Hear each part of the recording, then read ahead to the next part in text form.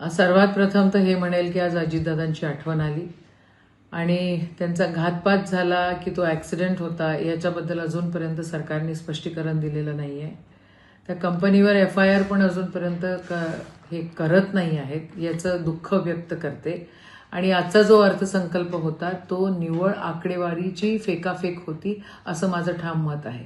जसं गाजर केंद्र सरकारने दिलं तसं गाजर आता या राज्य सरकारनेही आपल्याला दिलं. आपल्याला म्हणाले होते की सरसकट कर्जमाफी आणि आता 2 लाखाची फक्त घोषणा केलेली आहे. सरसकट हे लोक देत नाही आहे. मग शेतकऱ्यांची दिशाभूल मोठ्या प्रमाणात या ठिकाणी केलेली आहे. विकास, शेतकऱ्यांचा विकास दर तुम्ही म्हणताय ना की 9% शेतकऱ्यांचा उत्पन्न दर वाढणार, तर मग विकास दर त्या ठिकाणी मागच्या वर्षीपेक्षा या वर्षी 3.5% कमी कसा काय झालेला आहे?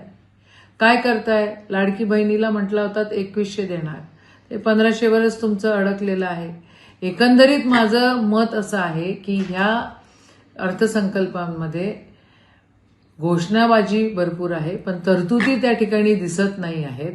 भरपूर घोषणा यांनी केलेल्या आहे, घोषणांचा बाजार इथं आहे, पण त्या हिशोबानं ज्या तरतुदी वाटतात द्यायला पाहिजे तेवढ्या तरतुदी दिलेल्या नाही आहेत.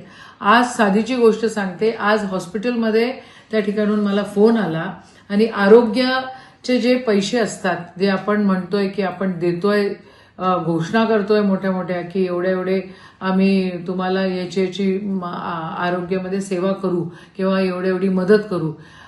एक पेशंट आमचा त्या ठिकाणी होता आणि त्याला ICUचे पैसे सुद्धा आम्ही तुम्हाला काही मदत करू शकत नाही कारण मागच्याच वेळेसचे बिलं दिलेले नाही आहेत.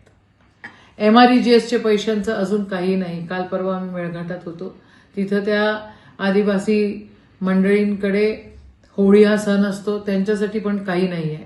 म्हणजे एकंदरीत तुम्ही बघितलं गेलं तर हा घोषणाबाजीचा अर्थसंकल्प मला दिसतोय. अमरावती जिल्ह्यासाठी काही खूप मोठं या ठिकाणी दिसत नाही आहे. मुख्यमंत्री, अर्थमंत्री, महसूल मंत्री सगळे विदर्भामधले आहेत, तरी विदर्भासाठी या ठिकाणी काही असं ठोस दिसत नाही आहे. हा अर्थसंकल्प घोषणाबाजीचा अर्थसंकल्प आहे असंच माझं मत आहे.